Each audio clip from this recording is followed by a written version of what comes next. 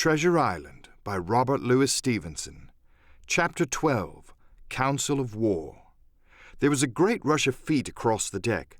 I could hear people tumbling up from the cabin and the forecastle, and, slipping in an instant outside my barrel, I dived behind the foresail and made a double towards the stern, and came out upon the open deck in time to join Hunter and Dr. Livesey in the rush for the weather bow. There all hands were already congregated. A belt of fog had lifted almost simultaneously with the appearance of the moon. Away to the southwest of us, we saw two low hills, about a couple of miles apart, and rising behind one of them, a third and higher hill, whose peak was still buried in the fog. All three seemed sharp and conical in figure. So much I saw almost in a dream, for I had not yet recovered from my horrid fear of a minute or two before. And then I heard the voice of Captain Smollett issuing orders.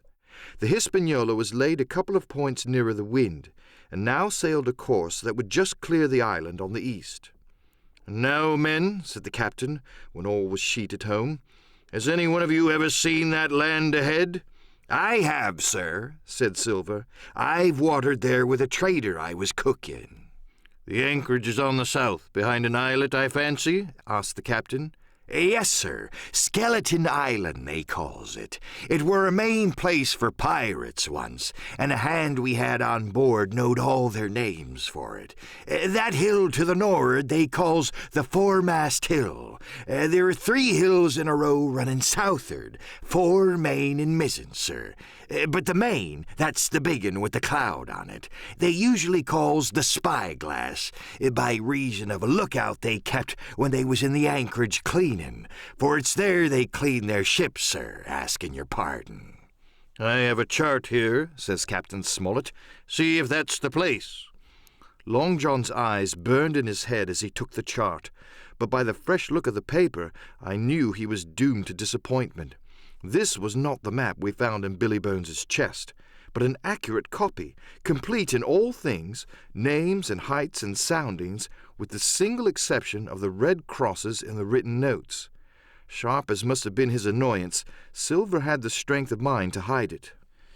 "Yes, sir," said he. "This is the spot, to be sure, and very prettily drawn out. Who might have done that, I wonder? The pirates were too ignorant, I reckon. Aye, here it is. Captain Kidd's Anchorage, just the name my shipmate called it. There's a strong current runs along the south, then away nor'ard up the west coast. Right you was, sir," said he, "to haul your wind and keep the weather of the island. Leastways, if such was your intention as to enter and careen, and there ain't no better place for that in these waters." "Thank you, my man," says Captain Smollett. "I'll ask you later on to give us a help. You may go." I was surprised at the coolness with which John avowed his knowledge of the island, and I own I was half frightened when I saw him drawing nearer to myself. He did not know, to be sure, that I had overheard his counsel from the apple barrel, and yet I had by this time taken such a horror of his cruelty, duplicity, and power that I could scarce conceal a shudder when he laid his hand upon my arm. "Ah," says he, "this here's a sweet spot, this island, a sweet spot for a lad to get ashore on. Oh, you'll bathe, and you'll climb trees, and you'll hunt goats, you will, and you'll get aloft on them hills like a goat yourself. Why, it makes me young again. I was going to forget my timber leg, I was. It's a pleasant thing to be young and have 10 toes, and you may lay to that. When you want to go a bit of exploring, you just ask old John, and he'll put up a snack for you to take along." And clapping me in the friendliest way upon the shoulder, he hobbled off forward and went below. Captain Smollett, the squire, and Dr. Livesey were talking together on the quarterdeck, and anxious as I was to tell them my story, I durst not interrupt them openly. While I was still casting about in my thoughts to find some probable excuse, Dr. Livesey called me to his side. He had left his pipe below, and, being a slave to tobacco, had meant that I should fetch it. But as soon as I was near enough to speak, and not to be overheard, I broke out immediately. "Doctor, let me speak. Get the captain and squire down to the cabin, and then make some pretense to send for me. I have terrible news." The doctor changed countenance a little, but next moment he was master of himself.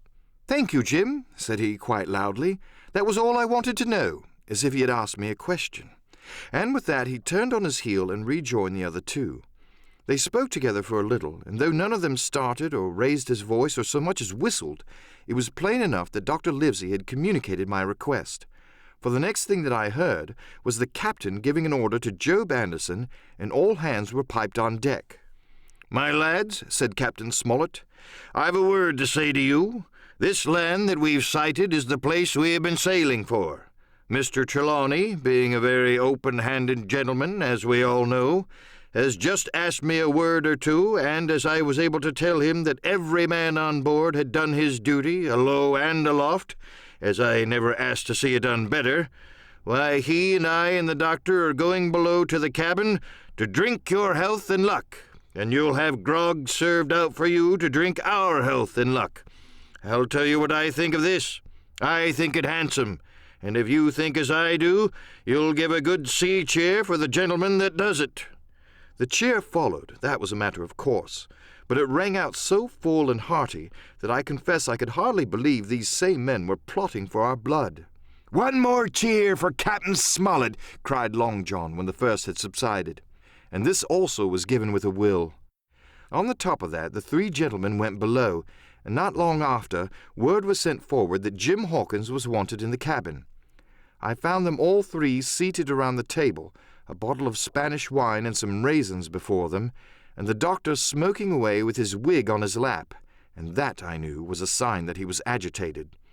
The stern window was open, for it was a warm night, and you could see the moon shining behind on the ship's wake. "Now, Hawkins," said the squire, "you have something to say? Speak up." I did as I was bid, and as short as I could make it, told the whole details of Silver's conversation. Nobody interrupted me till I was done, nor did any of the three of them make so much as a movement, but they kept their eyes upon my face from first to last. "Jim," said Dr. Livesey, "take a seat." And they made me sit down at table beside them, poured me out a glass of wine, filled my hands with raisins, and all three, one after the other, and each with a bow, drank my good health and their service to me for my luck and courage. "Now, Captain," said the squire, "you were right and I was wrong. I own myself an ass, and I wait your orders." "No more of an ass than I, sir," returned the captain. "I never heard of a crew that meant to mutiny but what showed signs before, for any man that had an eye in his head to see the mischief and take steps according. But this crew," he added, "beats me." "Captain," said the doctor, "with your permission, that's Silver, a very remarkable man." "He'd look remarkably well from a yardarm, sir," returned the captain. "But this is talk. This don't lead to anything. I see 3 or 4 points, and with Mr. Trelawney's permission I'll name them." "You, sir, are the captain. It is for you to speak," says Mr. Trelawney grandly. "First point," began Mr. Smollett. "We must go on, because we can't turn back. If I gave the word to go about, they would rise at once. Second point, we have time before us, at least until this treasure's found.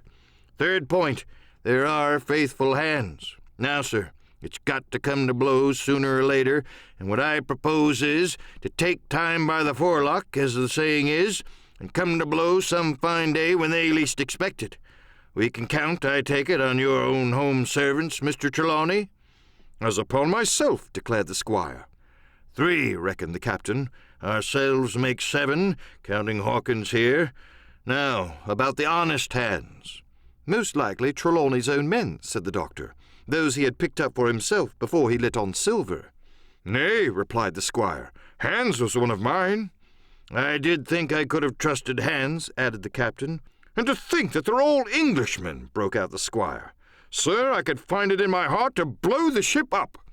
"Well, gentlemen," said the captain, "the best that I can say is not much. We must lay to, if you please, and keep a bright lookout. It's trying on a man, I know.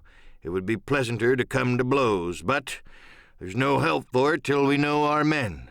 Lay to and whistle for a wind. That's my view." "Jim here," said the doctor, "can help us more than anyone. The men are not shy with him, and Jim is a noticing lad." "Hawkins, I put prodigious faith in you," added the squire. I began to feel pretty desperate at this, for I felt altogether helpless. And yet, by an odd train of circumstance, it was indeed through me that safety came. In the meantime, talk as we pleased, there were only 7 out of the 26 on whom we knew we could rely, and out of those 7, 1 was a boy, so that the grown men on our side were 6 to their 19. End of chapter 12.